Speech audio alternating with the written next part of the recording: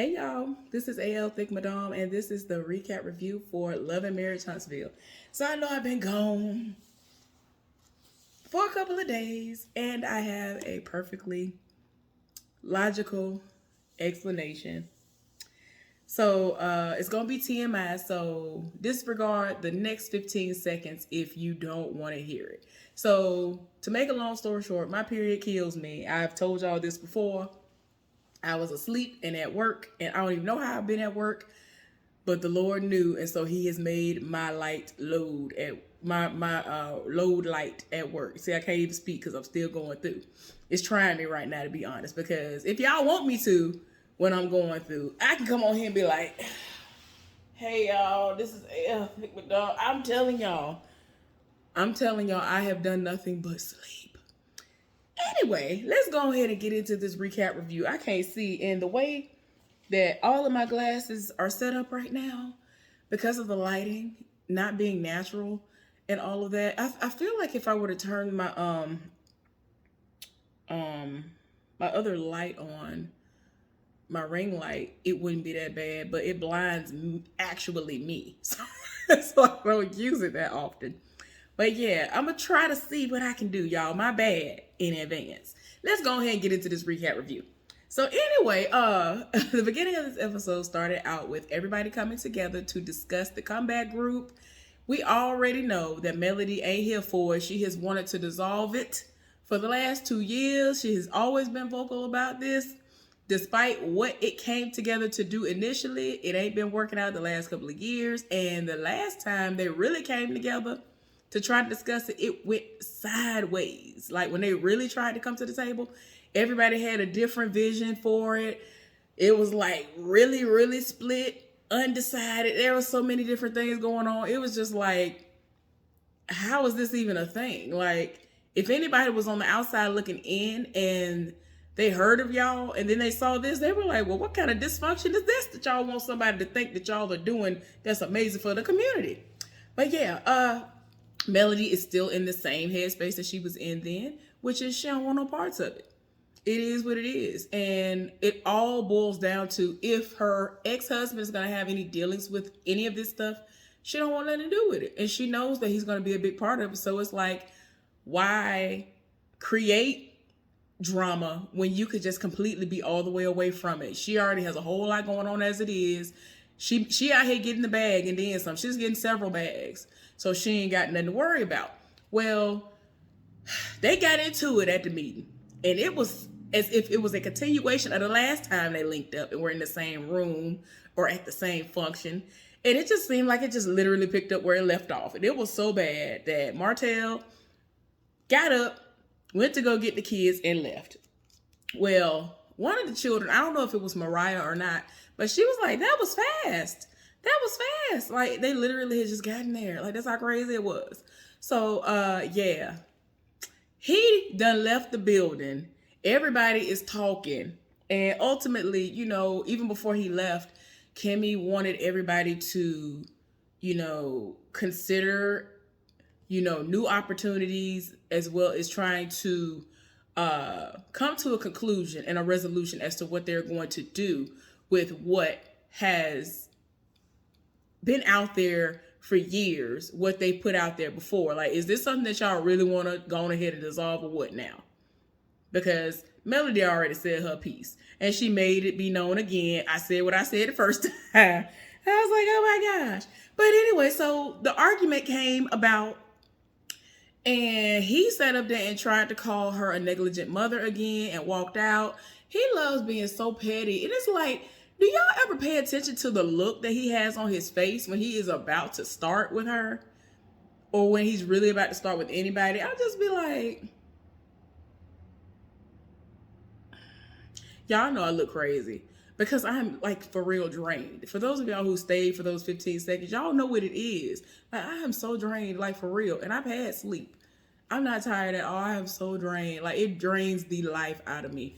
Anyway, but yeah. So anyway, like I told y'all, he left. And so he come calling her because the meeting is still happening.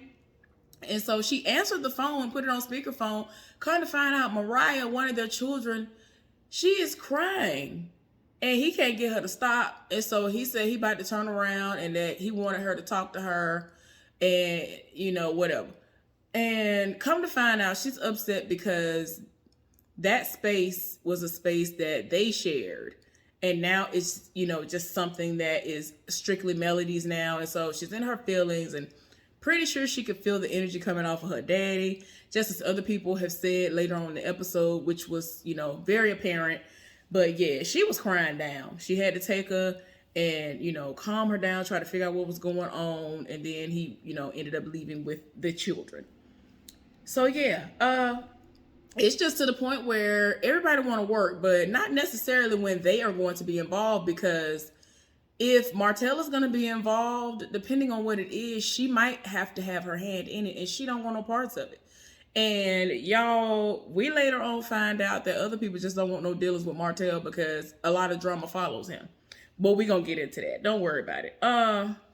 But before the meeting was all the way over with, when Martell left out, she was just like, I'm good. Like, I'm good where I'm at. And so he was like, well, you're only good because you're up.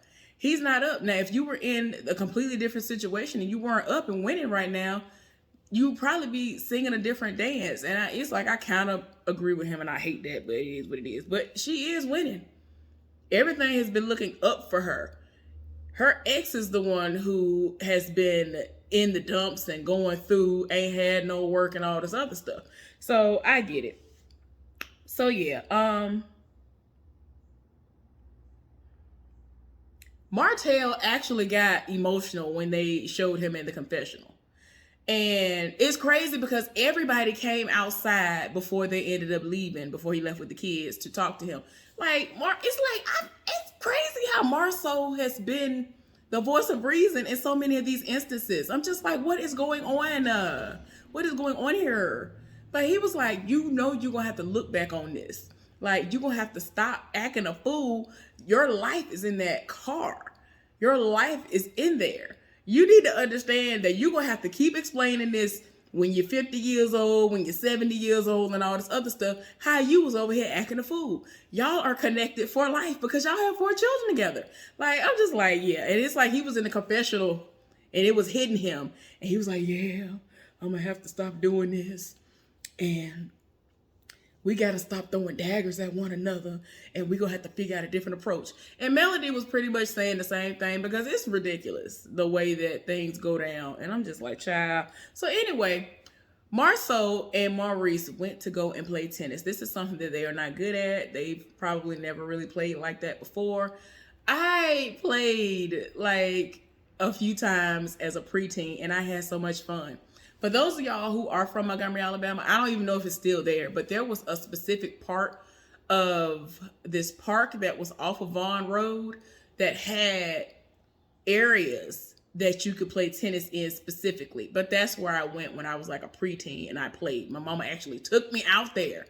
Now, I'm from the country. I'm from the outskirts of Montgomery, but I am from Montgomery. But I'm just saying the fact that she got in a vehicle and took me to this park a couple of times to play tennis, even though I was terrible, I really wanted to play. And it was fun, even though I'm not great at it. Like, I like stuff and I like to try stuff. But I was like, even though you can't tell about all of it, I was very into sports and all. Like, I love to move around. I was a tomboy and some more. Like, I was amazing at basketball, believe it or not, all of that.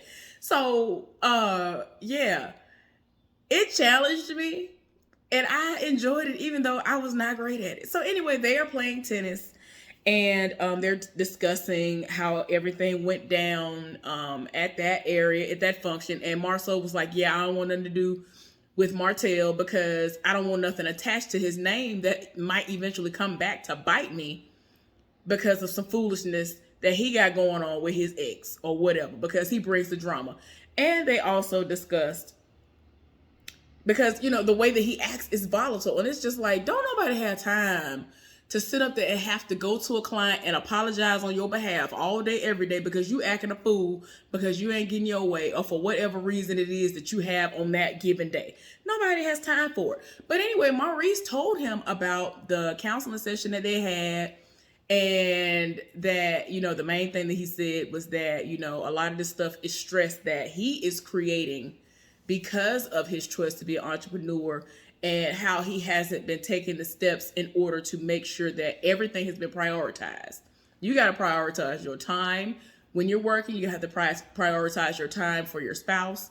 Everything that you got to do, even though you out here, you trying to make these moves, you want to have generational wealth, you still got to make sure everybody is good. You over here having 2 wives, one of which can definitely get up and leave you.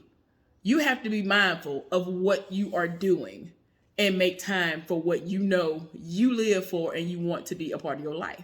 So anyway, Marceau is not sold on that. And it's like he can see a situation has happened to him, but it's like until it's like almost too late, he the type of person that don't really want to address it like that. And it's like, how you gonna throw depression out there and think that people gonna be like, oh, okay, you good now because you said it and now it's over with. Like, he kind of want to make it seem like, oh, I said it, but I'm good. I don't need counseling. He's one of those. So I don't know what it's going to take for him to take counseling seriously and to actually go and understand that it does work, because it does work. I am proof of it. But he need to get some. He need to get some counseling in his life. So anyway, the ladies linked up, and it was just only Kimmy, Letitia, and Melody. They linked up. They hadn't linked up in a while. This is the first time that Melody has been to the Scott Emporium, which is their business headquarters where Kimmy and Maurice have their stuff or whatever. So they linked up so that they could just talk and have drinks. And Kimmy and Letitia rehashed the texting situation.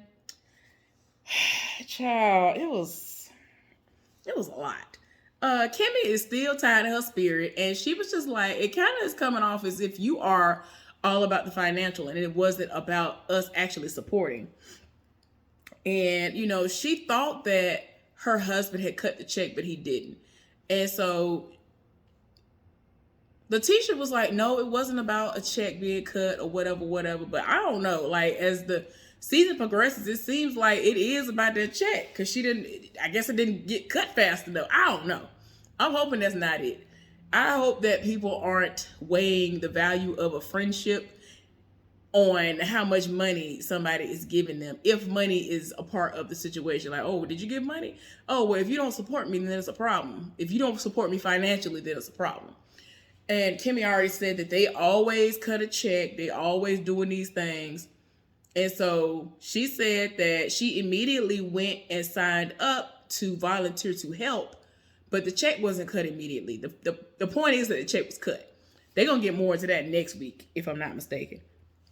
But they wanted to know about the issues between Martell and Melody. And Melody was like, look, it is what it is, and we always have these issues. I don't know when we will be able to co-parent and not have to go there, but he is petty. Y'all know he petty. He always want to come out of nowhere and try me, and he knows what buttons to push. There are times that I'll let stuff slide. I'll let it slide at first, but then once he keep on coming for me, that's when the gloves are off. And I can 100% understand that, because I've had people to do that to me before, because it's like people feel like because you're genuinely nice that you're just going to be a pushover, but I'm not. People have had to learn that the hard way. I did not have to cuss them out because I'm not a cusser or anything like that, but just the fact that I actually said something to them and addressed them, it was kind of as if I cut them with a knife, like I was cussing them out. So I'm just like, it is what it is. Like, I don't like when people want to try to run over folks like me, or want to try you because you letting stuff slide because you're trying to be the bigger person. But then they want to poke and prod at you, and then when you say something, no, they're doing too much. They're doing too much to me. Oh, okay. But anyway, Kimmy asked a valid question, which is, what is it that we can do, when situations like this arise? Like, what is it that we could do to, like, kind of stop the situation or try to, help it? And so she was pretty much like, look, just not even have us in a room to begin with, because it ain't working. It is what it is. And that's sad, but I would rather not be in the room if I know the person gonna try me, like, at every turn. I don't want to be in the room either. Don't invite me to nothing, Or if you going to invite me, don't invite him. Y'all need to pick a side. Well, not really pick a side. Pick the person that you want to be at that function, and then we'll go. We'll go according to that. That person will be there, but the other person won't. Like, no, don't do that. Because the people be doing the most. So anyway, Martell ended up going to that house where he is building. He's been building a house with his partner. Y'all know the guy. I think his name is Frank. He's partnered up with him, and he is out there with other people, and they are building a house, and they've ordered some stuff. And because of the C word, a lot of things are it's slower to get to people. You have to account for the time it's going to take for things to get mailed, shipped over to you. But they have everything up for the framing and all of that. They have to get the people to come out and inspect so that they can start to put in the insulation and all the other stuff. But the house is looking good so far. Melody, while he was in the middle of talking to him, ended up FaceTiming him. But before that happened, he was talking to old boy about getting the home builder's license. And so he was like, oh, okay. He talking about he got the books, but he just hasn't studied and all this other stuff. And I'm just like, but you want to get mad every time you think about the fact that your ex studied and got it off rip the first time she went and did what she was going to do. And you were able to ride her coattails, so to speak, until y'all's relationship was over with. Because she had it, and y'all were able to be partnered up and get money together because of her going out there doing that. And that wasn't something she had to do, but she did it. But anyway, old boy was like, I got it. Yeah, I'm your partner and I got mine, but you supposed to be getting yours too. He was like, I'm gonna get it. This man had told him, look, I have the digital stuff. Cause he talking about he got books and all this other stuff. Y'all, somebody please. If I had known somebody when I was doing my licensure that had more than what I had, I would have taken all of it because I had the bare minimum. I couldn't afford them courses that people were going to and none of that other stuff. Run me all the stuff y'all got. If y'all got something to spare, thank you. I will study from that as well. Thank you. Because it's almost as if he really wasn't even trying to accept that help. I'm like, he giving you this? Like, this is like upgraded stuff that you would get had you gone to like classes that you got to pay money for. He's giving you what was left over from it. Child, must be nice. So anyway, like I said, she ended up FaceTiming him and she was like, I need to talk to you. And I'm just trying to figure out, if I can pull up on you right now, where are you, whatever. And so he wanted to know if it's an emergency. Is it about the kid? She was like, I just need to see you right now to discuss something. So she pulled up to the site. And apparently she was like on a date with a dude and he was at a meeting. Martell was at a whole meeting, found out that she was out on a date with somebody else. Like, he was like, where was y'all at? Where y'all at though? And pulled up, left the meeting. Why you leave a meeting? Why are you leaving money on the table or leaving people holding the bag when you had a whole meeting to attend to and you worried about your ex-wife? That don't make no sense. I don't understand. I don't care if you still love her. It don't matter. Y'all ain't even together no more. Y'all are not together anymore. That ain't make no sense. So unless I misinterpret what was said, he left a whole meeting to go to the restaurant where she was at having lunch or whatever with somebody. So he was like, how dare you? You took him to our restaurant. She was like, no, our restaurant. That was my favorite restaurant, not our. Like, child, it was just back and forth. I was tired of my spirit. Like, why are you rolling up? And so she was like, I don't understand why you do this. I don't do this to you when you have these little thoughts and things that you be rolling up with and doing what you doing with. I don't do none of this. It is not that deep. So anyway, he is still throwing out cheating allegations at her and all of this. And she had to tell him, like, you ain't got a right to act this way. I am not your woman anymore. The thing that I didn't like what she said was that he needs to stop the disrespect because she is not his woman anymore. No, he needs to stop the disrespect altogether. Not just because y'all are not in any type of a relationship anymore. People need to not be disrespectful to one another. There's a way to get any point across without you being disrespectful. So I was not here for that when she said that. But anyway, that's the end of the episode. We're going to see a whole lot more foolishness go down next week. Thank y'all so much for tuning into my channel. Please subscribe if you have not done so already. Give this video a thumbs up and let's get down in the comment section and discuss this foolishness.